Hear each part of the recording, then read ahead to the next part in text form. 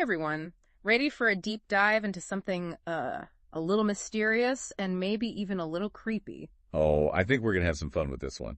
We're talking about Nephilim today, those giants mentioned in the Bible. Good giants. Yeah, exactly. We're using Rob Skiba's book, Archon Invasion, as our guide for this one. Okay. He goes way beyond just the Bible, though, which I thought was interesting. Yeah, he really does. He pulls in the Book of Jasher, Jubilees, even Enoch. Oh, wow. And then even some historical and mythological accounts to kind of paint this really vivid picture. What I find really fascinating is that he tackles this question that I feel like people have been asking forever. What's that? How did the Nephilim come back after the flood? Oh, that's a good question. You'd think a worldwide flood would wipe them out, right? You would think. Skiba explores two main theories. Okay. One is this idea that angels kept on, interacting with humans and creating more Nephilim even after the flood. And then the other is his own theory that suggests that Nephilim genes actually survived through the wives of Noah's sons. Both are pretty wild when you really think about it. Yeah. They raise all sorts of questions about, good and evil and the influence of the spiritual realm and even what divine judgment might look like. Okay, so let's unpack this. Okay. The Bible specifically, Genesis 6.4, describes the Nephilim as offspring of sons of God and daughters of men. Right. So who exactly were these sons of God? That is the million-dollar question. Yeah. Skiba believes, and, a lot of people do as well, that these sons of God were fallen angels, Okay. often referred to as watchers. And their presence on earth, according to the Bible, led to a whole lot of trouble. So much wickedness that God decided to cleanse the world with the flood. Right. So essentially, these watchers, they fathered the Nephilim and then faced punishment for their actions. Exactly. The Book of Enoch goes into more detail about this and talks about them being banished to a place called Tartarus. Right. It's essentially a prison for these fallen angels. And it describes how they were terrified of facing that final judgment. Imagine the weight of that, knowing that divine punishment is coming for you. Yeah, that makes you wonder. Yeah. Would they really risk another interaction with humanity after all that? That's what Skiba's skeptical of. Yeah. He's all about, finding multiple sources to back up an idea. Right. Not just relying on a single verse from the Bible.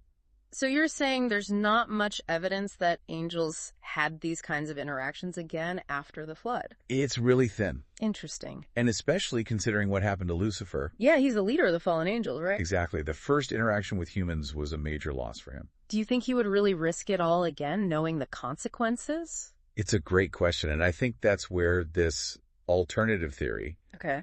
the one about Nephilim genes being passed down through Noah's family, Okay. really grabs your attention. It's a pretty bold idea, but think about the timeline laid out in the Bible as well as in Jasher and Jubilees. Yeah. Noah chose his sons' wives just before the flood. And at that time, the Bible says that all flesh had become corrupted. Right. So it makes you wonder if those wives were somehow carriers of Nephilim genetics. It's like a little breadcrumb trail. Yeah. You have this statement about corrupted flesh, and then you have the account in 1 Enoch where God commands the destruction of the Watcher's children. Okay. Not just the Nephilim themselves, Wow. but even the women and children connected to them. Like he wanted to wipe out any trace of their influence. Almost like that, yeah. So maybe God allowed some of this corrupted DNA onto the ark for a reason? That's exactly what Skiba suggests. Like a test for his people. Exactly like a divine test of strength and faith to see if they could overcome this reemergence of giants. Okay, so let's say for argument's sake that Noah's sons' wives were carrying Nephilim genes. Okay. How would that have played out generations later? Well, this is where things get really interesting. Okay. Skiba points to the Table of Nations in Genesis 10. I'm familiar with that. It lists all the descendants of Noah's sons. Right.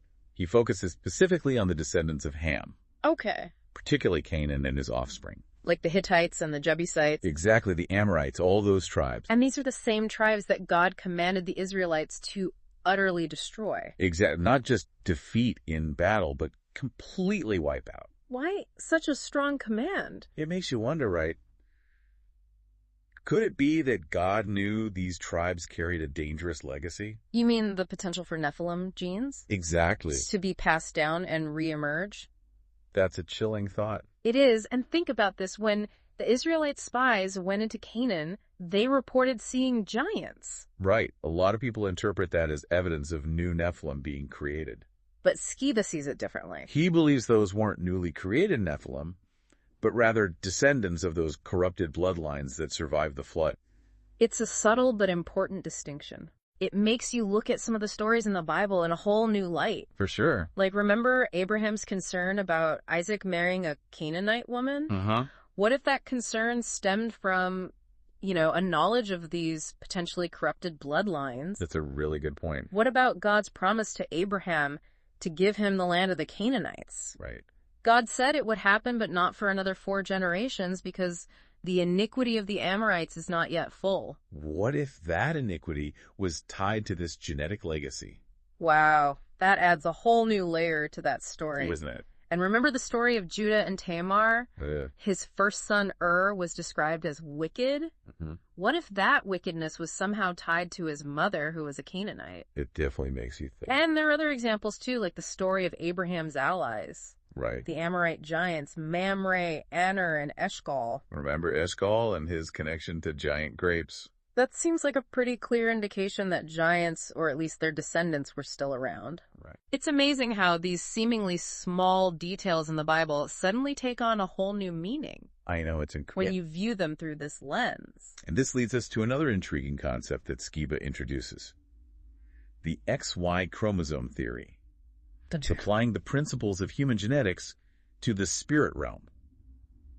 Which is pretty bold. Applying human genetics to angels. Exactly. He speculates that when angels take on human form and reproduce, they might also be passing on something akin to X and Y chromosomes. Like spiritual DNA. You got it. Wow. He even uses the example of the Rh-negative blood factor and its possible connection to Nephilim genetics. That's the part that always gets people talking. It does. But it's important to remember that Skiba isn't saying that having Rh-negative blood means you're doomed. No, not at all. He's just exploring the potential connection. Right. He's very clear that salvation is available to everyone, regardless of their blood type. So we've got these 2 main theories about the return of the Nephilim. One based on continued interactions with angels, and the other suggesting their genes survived through Noah's family. Both pretty mind-blowing. Yeah, but Skiba doesn't stop there. He doesn't. He goes on to explore what this might mean for us today in the modern world. That's right. And that's where things get even more interesting. Buckle up. So how does this ancient story of the Nephilim connect to, the world we live in today? Well, that's where Skiba's theories get really fascinating. Okay. He actually believes there's a chance that the descendants of the Nephilim are still out there.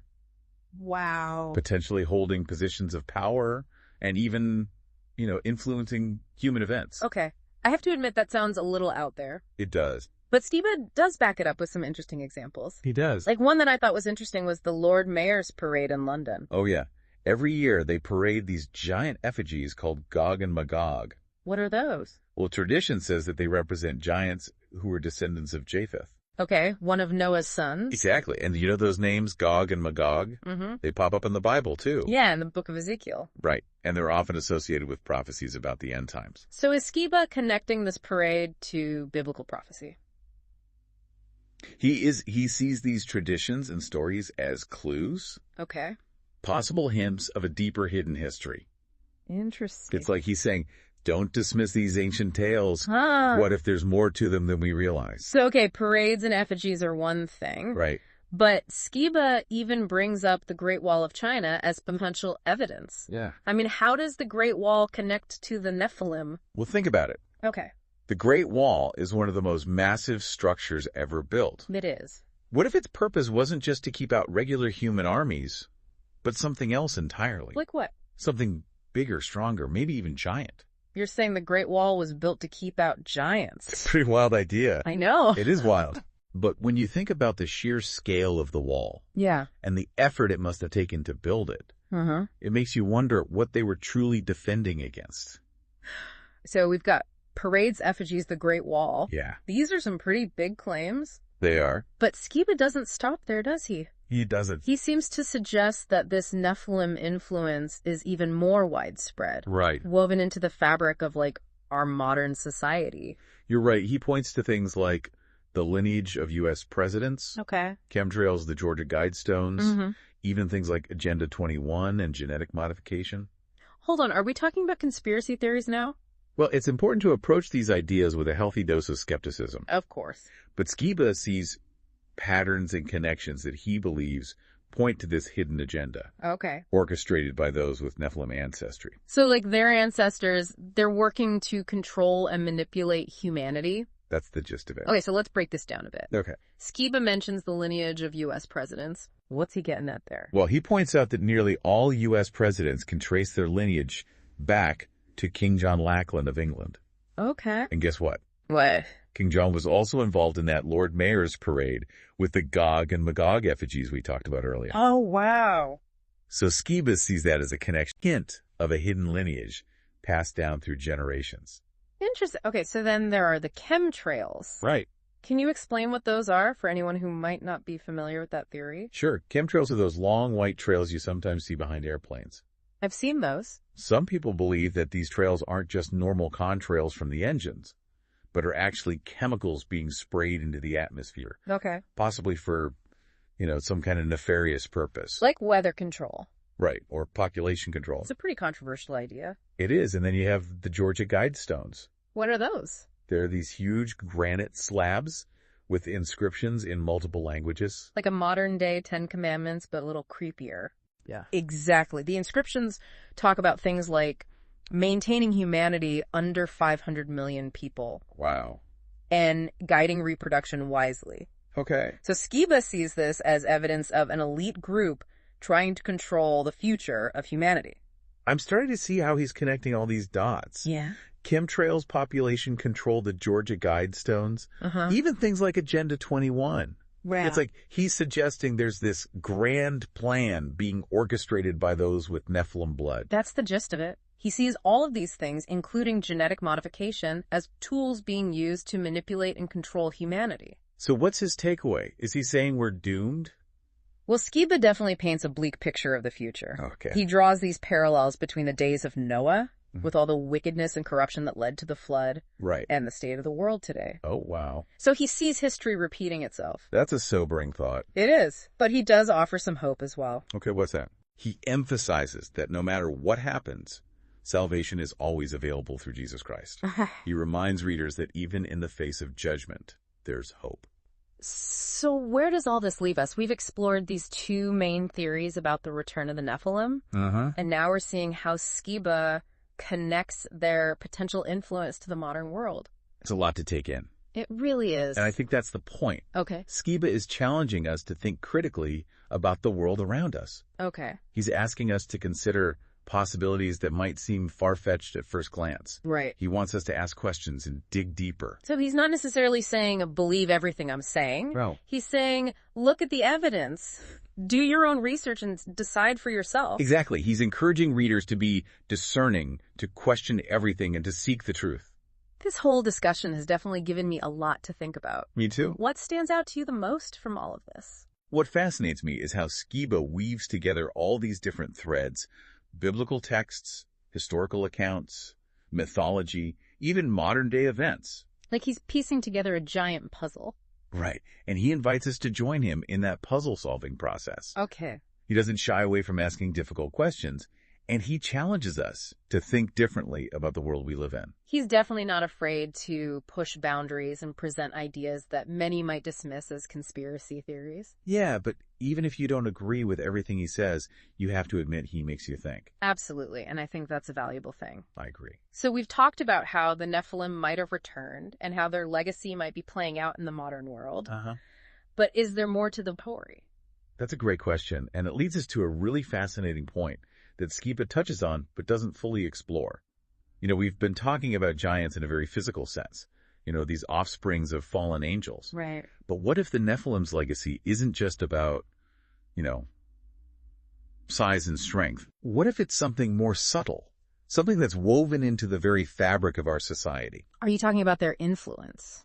Yeah, their mindset, even their spiritual DNA maybe. Okay. What if it's less about towering figures and more about a way of thinking? Okay.